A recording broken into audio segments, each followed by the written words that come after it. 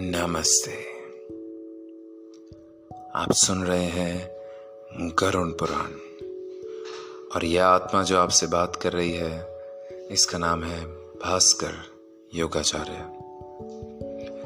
पिछले एपिसोड में हमने सुना अध्याय 13वां और 14वां, जिसमें हमने जाना प्रेत का रूप और उसका निवारण। आज हम सुनेंगे अध्याय 15वां, जो कि अंतिम अध्याय है, जिसमें मुक्ति पाने के उपचार के बारे में बताया गया है।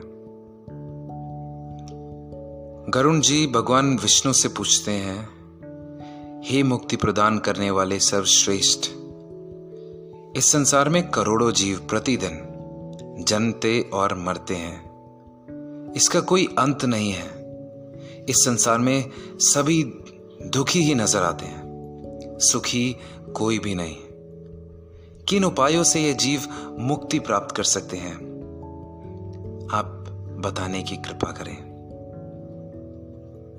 भगवान विष्णु ने कहा, हे पक्षीराज, मनुष्य शरीर पाकर जो आत्मा की मुक्ति के बारे में नहीं सोचता, वह मनुष्य का पाप एक ब्राह्मण को वध करने से भी बड़ा है।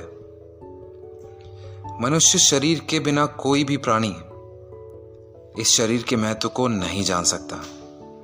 इसलिए इस शरीर को सुरक्षित रखकर सत्य कर्म करना ही अनिवार्य है।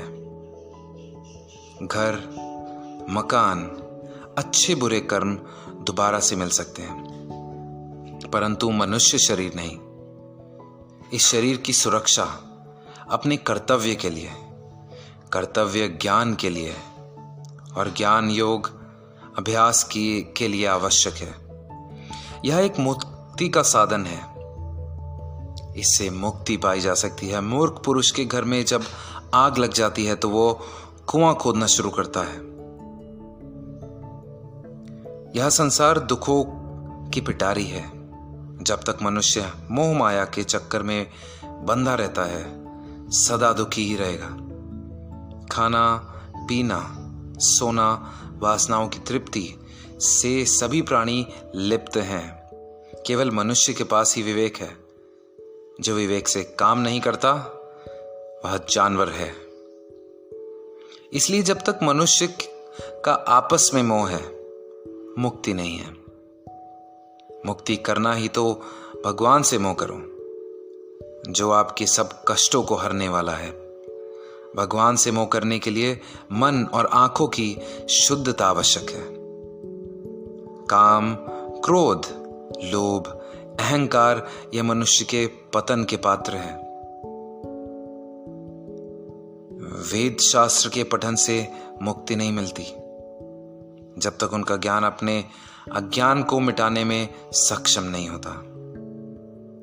मेरा और मेरा नहीं, यह दो पद है। मेरा में बंधन है, मेरा नहीं में मुक्ति।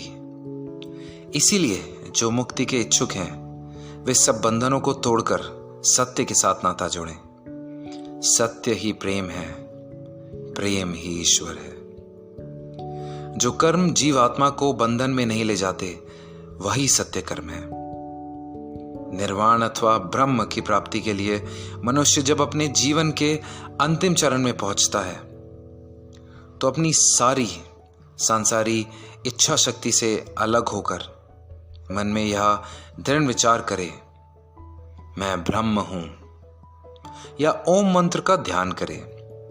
इससे उनके मन की शुद्धि होती है और आध्यात्मिक तेज आता है।